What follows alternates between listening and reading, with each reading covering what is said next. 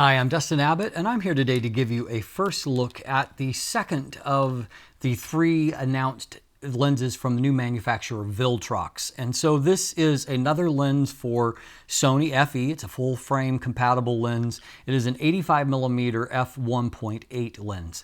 Now, unlike the first lens that I looked at from them, which was the 20mm f1.8, this lens is not fully manual. It is a manual focus lens, but unlike that lens, it does have a it has an automatic aperture iris, so you control aperture from within the camera. It does communicate electronically, and so it gives you some advantages that the 20mm simply did not have.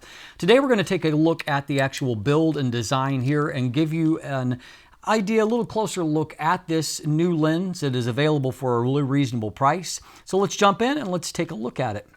And so once again, we have got some of the similar type badging on here. This, phrase here that speaks about being true to your purpose, but represented from Chinese characters. And then here on the side, it refers to the coatings that are part of that, kind of their unique coating designations. Once again, we have got a really nicely made lens here. And I do want to point out, my first highlight here is that this really is a beautiful, beautiful manual focus ring. I mean, it feels really precise, really well machined. Once again, I'm looking at a lens that I would believe to be a Zeiss in terms of the build quality. I mean, just really, really nice. And of course, if you compare to the 20mm f1.8 that I previously reviewed, we're looking at a lens that's a little bit physically smaller and a little bit physically lighter, but not all that dissimilar in terms of proportions. Now, big difference between the 20mm f1.8 is that the 20mm, while both were manual focus lenses, you'll note that this 20mm has a manual aperture ring, and that allows you to control aperture there, and then a focus ring.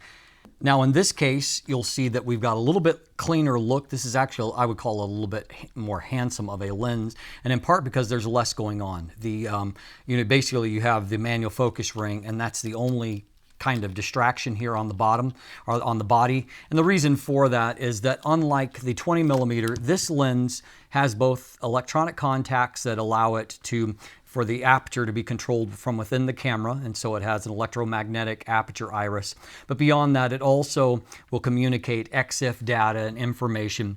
And one other thing I'll show you while I've got this here is you can actually see it has got a USB port here, micro USB, that will actually allow you to do firmware updates, which is a good news, because I do find at this point that with this lens, processing when you first start up the camera is a little bit slower in terms of it getting all of the information, and I don't know if that's due to the actual processing speed of the processors inside, but I do note just a little bit more of a lag in startup compared to other lenses.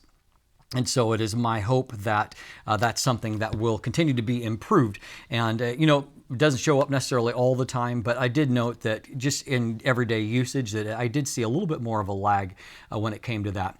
The other good thing here is that the lens, because it communicates to the camera body, it does communicate the proper information for steady shot, and so you can just rely on it to, if I go to steady shot settings, I can go to auto here because it's actually receiving the information, and it appears to be accurate. They say that it is transmitting information properly, and it appears to be the case because essentially the camera seems to identify, at least in post-processing, it identifies the lens as being the Sony FE 85mm f1.8. And so it actually, in camera, and in software, it actually gets the correction, at least in software, it gets the correction that would be associated with the Sony, which works fairly well, although I think this lens must vignette a little more heavily than what does the Sony lens. And so in the actual physical construction here, we have got a lens that, is not a bad size in terms of fitting on here. As I noted, it's actually a really good looking lens with a nice metal finish, with a number of different texture notes to break it up. So, I mean, I think it's actually a really good looking lens. Has a plastic lens hood that is included. It's the only plastic bit here. And, you know, but it does the job of bayoneting in place, and it does a fairly good job with that. So the lens itself, because it's all metal construction, it's actually fairly hefty. It weighs in at 1.47 pounds or 665 grams. And so that actually makes it a little heavier than the new Samyang 85mm F1.8 lens for Sony. And that's due to having, you know, even more robust metals in the construction.